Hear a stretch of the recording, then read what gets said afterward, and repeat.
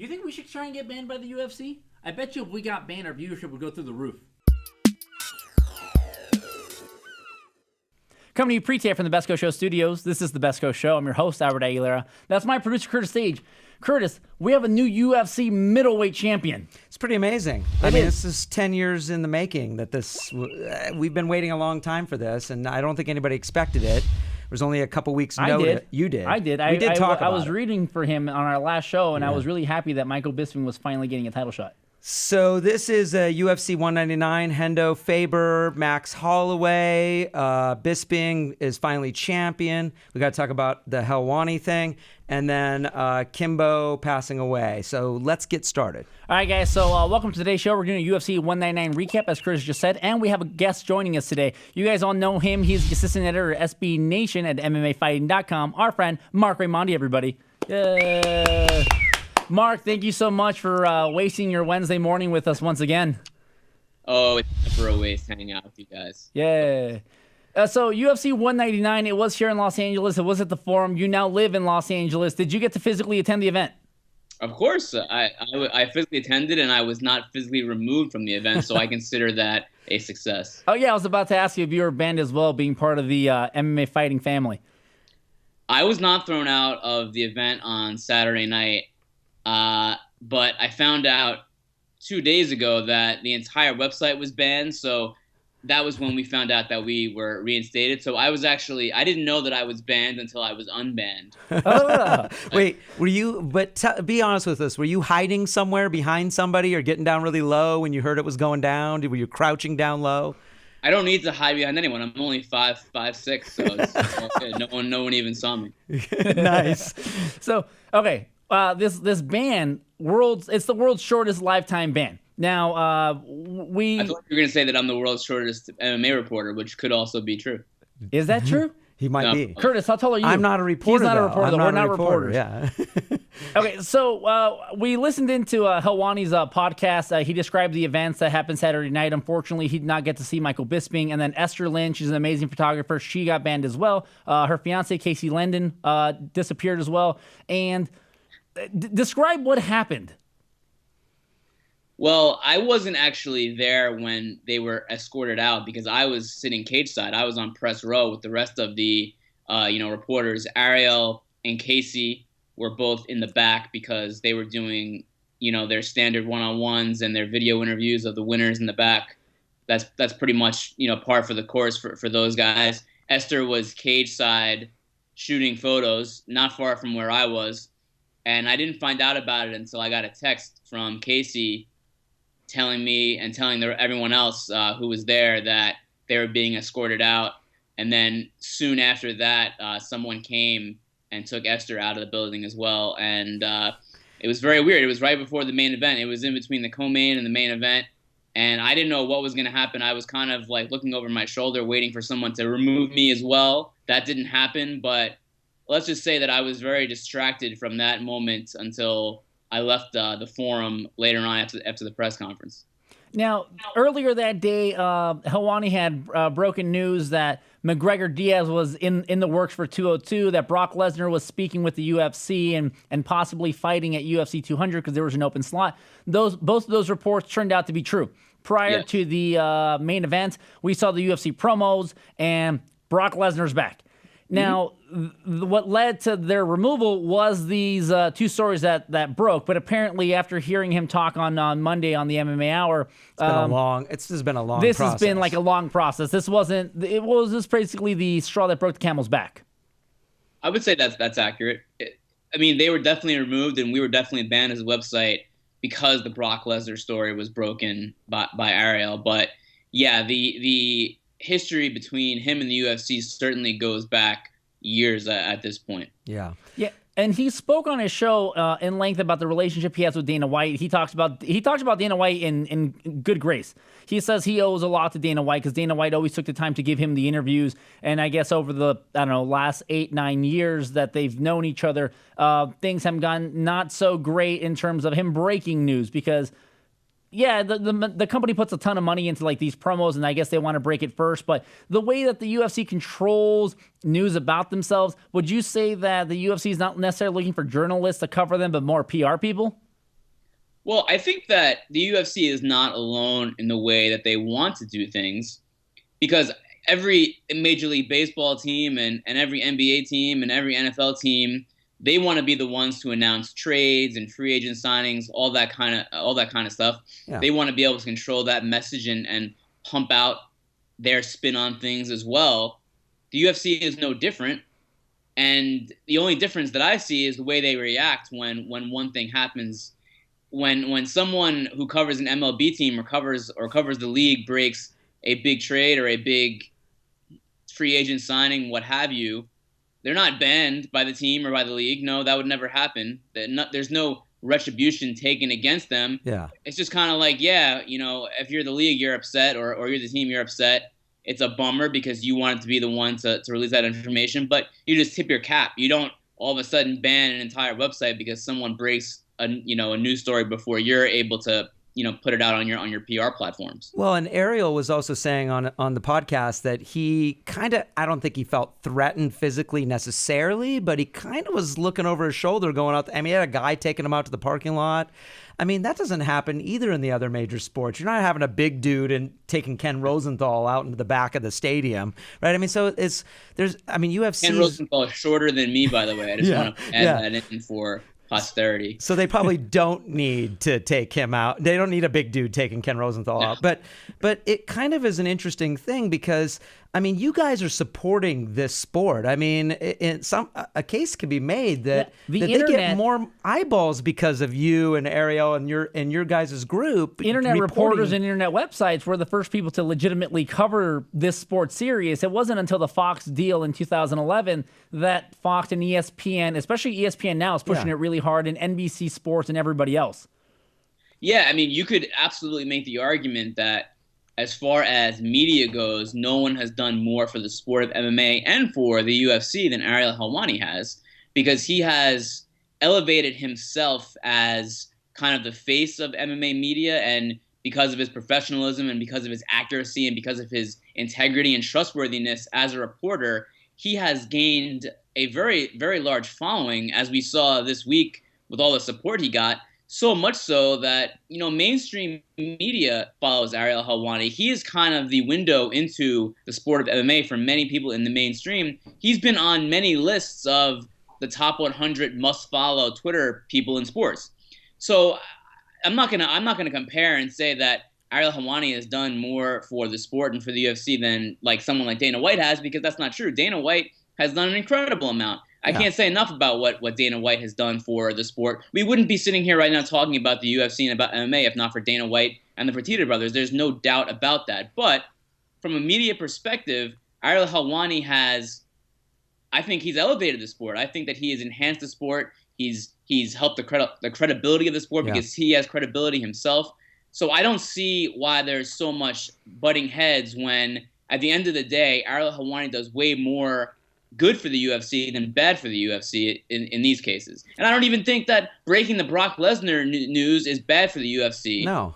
In a sense, I know they want to break it themselves, and I know they want that surprise factor, which I appreciate and I respect, but I don't think it took that much away. I think when people saw the report from Ariel on Saturday, they said, whoa, that's amazing. How cool is this? Brock Lesnar is back in the UFC. Can't wait to watch UFC 200. Also, can't wait to see the UFC officially release it now that we've got this little, sneak preview. So I don't see it as being bad for the UFC at all. I think that I totally disagree with them that it's bad for their brand. I think that Ariel, wanting to break that story and breaking that news beforehand only added to the whole thing. I think it only added to the excitement that Brock Lesnar was back. Yeah, and I'm going to say that I think this actually helps. This whole dust up actually kind of helps the UFC brand in a way, just because it's getting more people talking about it. I mean, we were going to talk about it on our show regardless, probably. Yeah, but we're just some idiots on the internet. Like you said, you have mainstream media covering this. But I mean, he's on Dan Patrick the other morning. He did Dan Patrick and Eisen, and then he did his own show. And he was on SportsCenter. He was on SportsCenter that night with Van Pelt. Yeah, he was. So I got to ask, do you think that cooler heads prevailed because cooler heads prevailed, or do you think that the UFC changed their mind, unbanned Ariel, unbanned you because of the backlash? I think cooler heads prevailed. I don't know. I wasn't privy to any of these conversations that, UFC had with my bosses at SB Nation. I wasn't in on any of those conversations, but I think that cooler heads prevailed. I respect UFC spokesperson, UFC senior vice president of public relations, Dave Strahler, immensely. I go way back with him. I've known him for a long time. We've always had a good working relationship. I think that even if there wasn't a backlash, I think that cooler heads would have prevailed and there would have been a discussion about it. Of course, the backlash probably sped up things, if you will. I think the backlash probably, allowed things to happen a little bit quicker, where it was a pretty short ban. But yeah. I think a lot of it, honestly, on Saturday night was probably just out of anger. I don't know how long it would have lasted. I like to think that either way, MMA fighting would have been back even in time for UFC 200. I'd like to think that. That's cool. Okay, so let's talk about UFC 199. Henderson, what a knockout over Lombard. And afterwards, he was kind of like, I'm on the fence about retiring. I don't know. And honestly, I've talked about this in other episodes where Dan Henderson growing up, I looked up to him, Randy Couture, Shogun Rua, Vitor Belfort, these guys. But now that they're in the twilight of their career, sometimes it hurts me to watch them fight because it's not as competitive. But him knocking out Lombard the way that he did, I'm thinking, oh, God, please don't think you have another 5 fights in you. Please, just, you've done enough. Do you think he was going to hang them up? This is the first time that Dan Henderson has actually even opened the door to retirement. Even after previous losses, when he's gotten knocked out, he doesn't even want to discuss it. He shuts down that conversation right away. So I think that the fact that he's actually discussing it and he brought it up himself means that he really is thinking about it. However, I will say this as well. That could also be a negotiating ploy with the UFC because his contract is done now. I hope it's not. He has no fights left on his contract, so he could be saying, well, I could retire, or if the UFC wants to pay me enough money, I'll come back and I'll do a few more fights. Now, I never like to tell a guy when it's time to retire. I don't like doing that. It's just not, I don't think it's fair. There are guys who I'll say I don't want to see fight anymore because of they're getting knocked out frequently, but I will say this. I don't have any problem with someone trying to make a living. Yeah. And Dan Henderson made $800,000 for that fight. Yeah, he made more money that night than anybody else. He raked it in, and you would imagine that if he were to re-sign, he would get paid even more, especially after coming off that incredible knockout of Hector Lombard. That was an incredible knockout. So if Dan Henderson stands to make almost $1 million in his next fight, who the hell am I to say, no, I'm sorry, Dan, you got to hang it up? He's going to make $1 million. What the hell am I going to, what should I say? I mean, good for him. No, absolutely. And I feel the same way. I mean, every athlete at one point goes through this. They're not accountants or teachers or scientists or whatever, right? And I don't feel right telling a guy, hey, bro, hang him up. But I don't feel comfortable watching certain people fight once you see that they're punch drunk or you just kind of go, God, age has caught up to you, unfortunately, but it happens to all athletes. But absolutely, if you can make the money, I'm not going to tell you not to make money for you and your family. Well, as long as the product's good too, right, Mark? I mean, if people want to watch Hendo fight, then, and he can still do it. I mean, it's not like he just had an amazing fight. It's not like he's a bad fighter. Right, and Hector Lombard looks like he was carved out of stone. Absolutely. And also, one other thing to bring up, in other sports, when we talk about, well, Kobe should hang it up or this guy should hang it up, it's worth noting that these guys are making $15 million, $20 million a year. They're good. They have other investments. Guaranteed for the most contract. part, there is a small minority that kind of pisses their money away. But for the most part, these guys are well off. They're wealthy. They have it together. In MMA, these guys are not making a few million a year. They're going fight by fight. Hendo made $800,000, but that is not the norm for MMA. So it's worth noting that these guys continue to fight because they need the paycheck, frankly, and they're only in their 30s. I mean, they're thinking about, well, what the hell am I going to do after this? I need to continue to fight to make money for I have kids. I need to make money. Right. Now, going from one retirement announcement to another, Urijah Faber was also looking at possibly retiring. He's 0 for 4 in UFC championship fights, and late last night, his trainer posted a picture of him rapping Urijah and said, last time I rapped Urijah, me love you long time. So is that an indication that you think Urijah is officially retiring, or am I just reading into that Twitter post? I don't know if Urijah is going to officially retire. But also, same thing with Henderson, where he actually brought it up for the first time. Because I don't think I don't think he's even needed to bring it up, because I think he's still fighting at a pretty high level. Yeah, he can't be Dominic Cruz. We know that. He's not the number one guy in the 135-pound division, but he could be number 3 or number 4. He's still an elite fighter in that division, 100%. He's still pretty damn good at 145. So I don't think it's time just yet for him to retire. I think he actually looked pretty good in the first round until he got caught in the second. I think after getting knocked down and getting hurt by Cruz in the second, he wasn't himself after that. I think there are still fights for Urijah Faber, and you know what? I still would like to see him fight BJ Penn at 145. I think that would be a really, really cool fight for both guys if Penn eventually does come back and gets loose of this USADA situation that he's in right now. That would be a really cool fight. Maybe that's the last one for both of them, but I think Faber continues to fight. I know he's getting up there in age. He isn't the California kid anymore for sure, but I think he's still pretty high level. He's still a guy people want to see. He's still a draw. I mean, I don't see any reason for him to retire. He's not getting knocked out like Henderson has, in his recent fights. I think he should carry on. Yeah, I mean, he's I think 36 years old now, and like you said, he's not punch drunk. He's not someone that's losing years of his life. The way people talk about JDS after Kane or whatever. How much is he really getting hit? I mean, he's not taking a lot of damage. Yeah, he doesn't take a lot of damage. Really and he's a guy that people still like to watch. And there's a show that's going to be up in, I believe, San Jose towards the end of the year. So that might be something they can load a card with. So you mentioned BJ Penn. So let's move on to Max Holloway. Is Max Holloway going to be the next BJ Penn? He's a Hawaiian guy, 9 wins in a row at featherweight. Featherweight is a brutal division, but this guy, not in the title picture because McGregor's going to fight whoever he wants. Edgar Aldo are fighting for, I guess, a spot to fight in an interim belt. And Max Holloway's just kind of chilling like in purgatory. Hey, guys, I'm over here.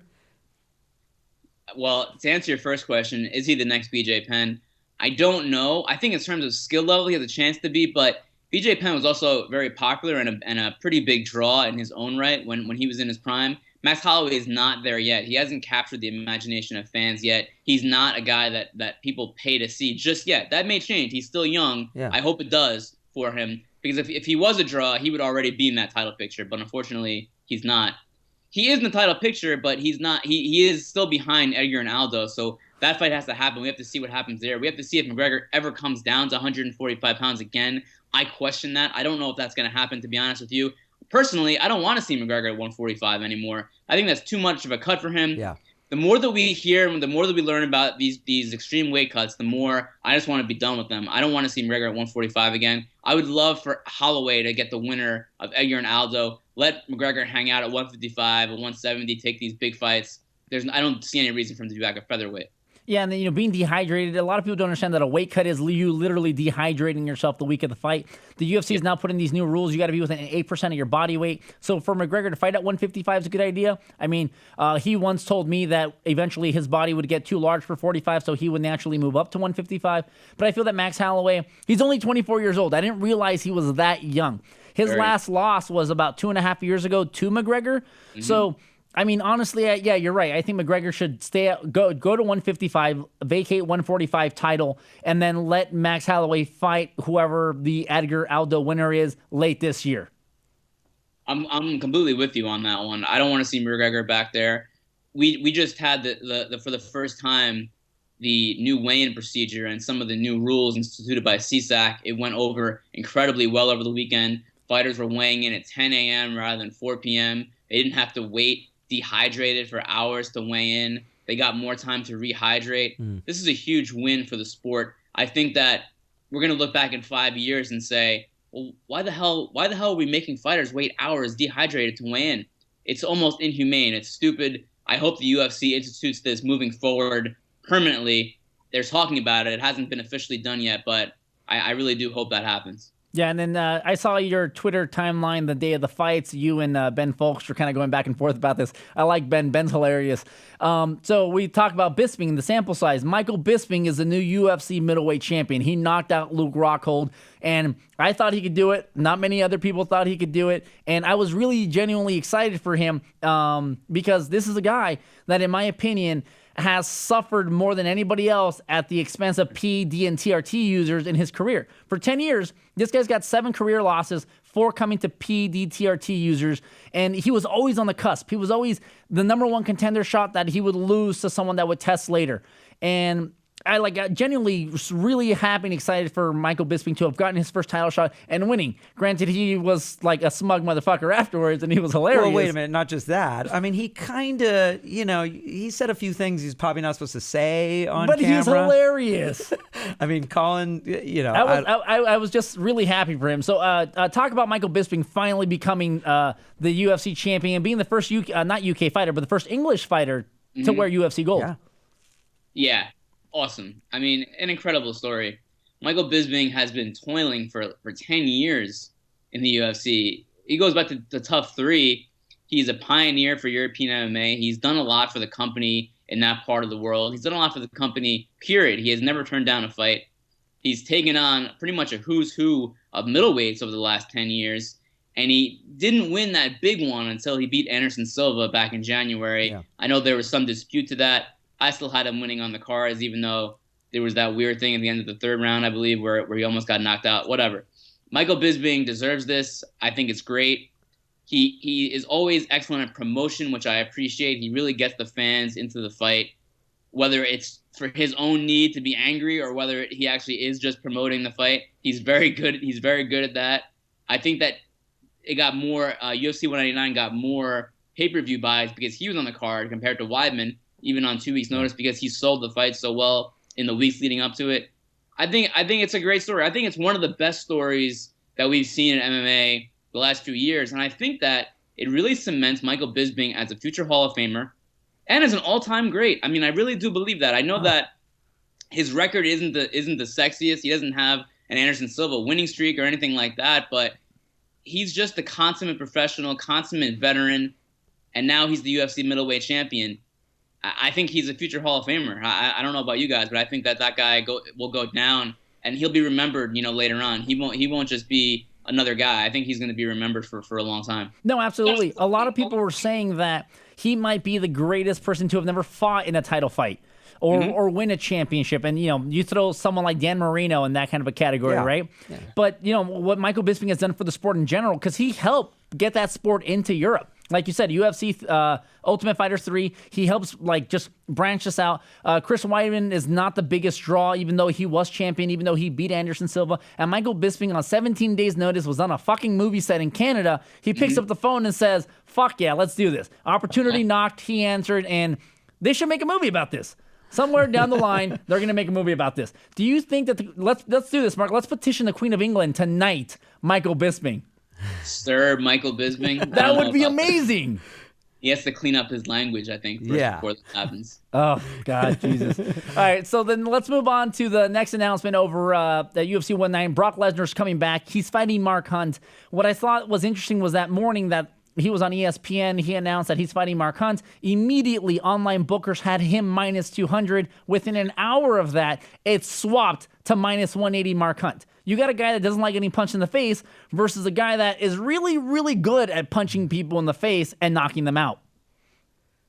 I have no idea what's going to happen in this fight. I have no idea. I have no clue. Of course, I have to lean Hunt because Brock Lesnar hasn't fought in 5 years. So, yeah, I have to lean toward Mark Hunt, but who the hell knows? Brock Lesnar was not healthy the last time he fought in the UFC. He was only 6 months out of surgery where they removed 12 inches of his colon, and then he fought Alistair Overeem. That sounds like a terrible idea to me. I don't know why he did that. I know that he probably felt pressured to get back in there from himself and from the UFC, but I have no idea what to expect. Again, Mark Hunt has to be the favorite in this fight. He's active. He's still beating high-level heavyweights. To me, he's still one of the best heavyweights in the world. Maybe not top 3, but maybe top 5, definitely top 10 for sure. Brock Lesnar, we have no idea. So I favor Mark Hunt, but honestly, I have no idea what's going to happen in that fight because if it goes to the ground, Mark Hunt has traditionally not been that great on the ground. Lesnar's a dominant wrestler.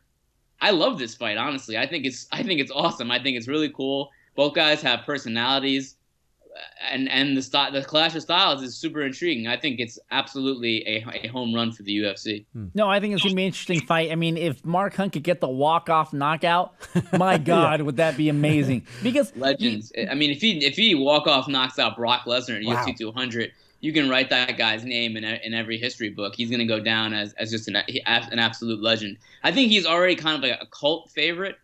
Mark Hunt, he's obviously a cult favorite. I think the hardcore fans love him. I don't know if he doesn't really have a mainstream following. If he knocks out Brock Lesnar at UFC 200, oh man, oh dogs are getting a little delivery guy to drop something off, so the dogs are getting a little upset. Okay, so I mean, you look at Mark Hunt. Mark Hunt, he's 12-10. Does not have the sexiest record, but like you said, he's got a cult-like following. The KFC King. This was a guy that lost 5 or 6 fights in a row. The UFC purchased his contract because they purchased Pride, and they were kind of like, "Hey, bro, take some money to go away." And he goes, "Nah, let me finish out my contract." And then he just starts knocking dudes out. I mean, the guy didn't even have a 500 record. He had an under 500 record. He had more losses than wins. The UFC basically said like, "Hey, we'll pay you to leave." As you said, we'll pay you. You can go home, go fight somewhere else. And Mark Hunt, instead of taking that guaranteed money, that guaranteed buyout, said, "No, I want to fight. I want to fight out my contract." Looking back now, we're about this is about 6 years ago. The guy has huge wins. He's one of the best heavyweights in the world. He's 42 years old. I mean, he's one of the best stories the UFC has had. I think it's super cool. He has such a fan following now as far as the hardcore fans, and now he's fighting Brock Lesnar. Win or lose, it's a huge opportunity for him at UFC 200 because he's right there, right in the thick of it. He's promoting a fight with Brock Lesnar. He's going to get mainstream attention just for being in that fight, just for being there. I think it's great for Mark Hunt. Also, a really cool guy. I've talked to him a bunch of times. Really a laid back, fun dude. Family man. Can't say enough cool things about Mark Hunt. He's a good guy. He's a treasure for the UFC. Nice. It's going to be a total spectacle. It's going to, I mean, oh yeah. And him coming into that spectacle is kind of an interesting, because Lesnar's this character, and then he's this other character. And I think it's really great for Mark Hunt because a lot of people, especially within the UFC, I don't think they respect him as a sale. Because like he kind of fell into that title fight with Verdum by default. So he stepped in, and then here he's getting the co-main event at UFC 200. That is huge. Yeah, man. I think it's great. I think it's really cool for him. It's cool for the hardcore fans who have followed him over the last few years. And if he wins, like I said, he gets to stamp his name among the legends. I mean, even though he doesn't have the record to back it up, he's never won a UFC title. The guy has just he's done a lot of cool things in the sport outside of winning that title. He's the way that he's knocked guys out. The way he knocked out Roy Nelson, the way that he knocked out Frank Mir just a few months ago, the way he knocked out Stefan Struve. The guy's got a highlight reel so long, and you're going to be seeing those knockouts opposite Brock Lesnar's highlights as well over the next few months, and it's going to increase his profile. I hope, and I'm sure that he's going to be making a lot of money on this fight as well. So good for Mark Hunt, man. He deserves it. Yeah, and I'm really excited to see this fight. But unfortunately now we got to move on to the news of Kimbo Slice passing away. It sucks that he dies of a heart failure at Miami Hospital. And he fought a couple of months ago, about 8 or 9 weeks ago. He fought with Dada 5000. And the thing was that Dada had a heart attack too and died in the hospital and was resuscitated. He was literally brought back to life. And going into that fight, did anybody know that he needed a heart transplant? But did anybody know at the time that he needed a heart transplant or had any kind of heart trouble? Well, for people over 35 or maybe 36, which Dada 5000 and Kimbo Slice both qualified for, they needed to provide an EKG and EEG to the Texas Department of Licensing and Regulation. So they did have those documents, and they were provided to Texas before the fight. They were cleared by doctors. They were cleared by the commission. So it seemed like at the time everything was on the up and up. I believe TMZ reported a few minutes ago as we were on the air here that the tests were fine. They didn't show anything that might have been a red flag. But it's a little unsettling that Kimbo Slice fought 4 months ago. He was allowed to fight 4 months ago by the state government in Texas, by Bellator. And now here we are, in June, and the guy needed a heart transplant, and then he passed away. It's very unsettling. I'll leave it at that. It's concerning. Yeah, it really sucks. And I mean, I got introduced to Kimbo Slice in my film classes in high school, watching him fight in backyard brawls. I remember his fight against Gannon. He fought this cop out of Boston in some jiu-jitsu basement.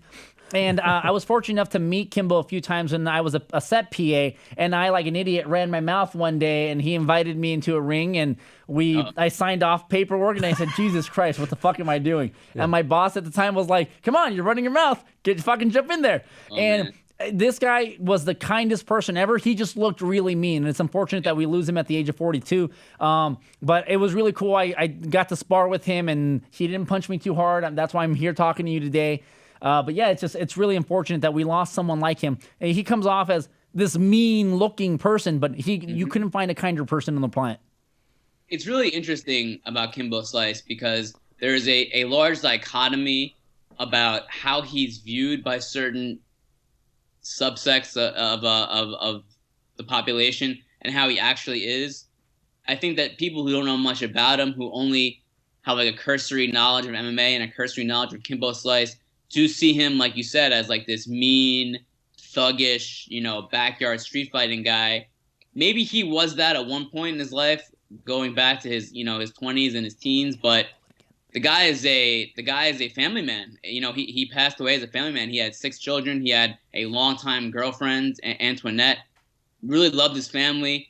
He was able to parlay his street fighting success into riches and millions in MMA. And he used it to send his kid to get out of the tough neighborhood where they lived in Miami, to send his kids to college. I mean, the guy was really a friendly, great guy, and not only that, he was kind of a punchline in his entire MMA career was a punchline to the hardcore fans. But the reality of it is that he's one of the most watched MMA fighters of all time, one of the most recognizable MMA fighters of all time. The guy fought on CBS, set records. The guy fought on Spike TV, set records. The guy he was on The Ultimate Fighter for the UFC. He set records. He's one of the most popular and beloved figures in the history of the sport, no matter what the hardcore fans want to say about him on Twitter. In reality, in the mainstream, the guy is one of the guys. He's one of the icons of the sport. So it's tragic, man. It's really tough for the MMA community, and obviously for his family. It's a bummer. Yeah, and so do you think that's how Kimbo will be remembered? Because he's someone that he was a street brawler that got big on YouTube, that brought so much interest. Because when I met him, it was back in 2007. It was before the CBS thing. And I'm thinking, okay, so is this the guy that I'm watching in the backyard that I got to hang out with for a few days that's going to like bring MMA to the mainstream? Because a lot of people tuned in to watch this sideshow that was going to be on CBS, on national television. Yes, I think that he was a bridge to some of the casual fans, and it's very, very possible that he brought a lot of those casual fans to MMA, people who didn't watch it before, who tuned in on CBS to watch Kimbo Slice fight for Elite XC, saw guys like Jake Shields and saw guys like Robbie Lawler on Elite XC, saw Gina Carano, and said, you know what, this is pretty cool. I'm gonna check this out. And now they're longtime fans at this point. I think Kimbo Slice, I think the sport owes him a lot. I think that he was not the best fighter. He was, barely even an average fighter, but there was something about the guy. He was just magnetic. People wanted to watch him fight, and the sport is better off for it. And man, he's going to be missed. He's going to be missed in so many ways. It's really a tragedy. All right, Mark, but that's all the time we got, so we got to go to our gift of the day. I don't know if you've seen this, but guys, our good buddy EOW sent us this gift of the day. It is a superimposed head of Ariel Helwani giving Dana White the Stockton slap. It's actually a pretty good one. But guys, that's been our show for today. Don't forget to stalk Mark on Twitter at Marc_Raimondi. Find his articles on MMAfighting.com. Thank you, guys. Always a pleasure. Thank you, Mark.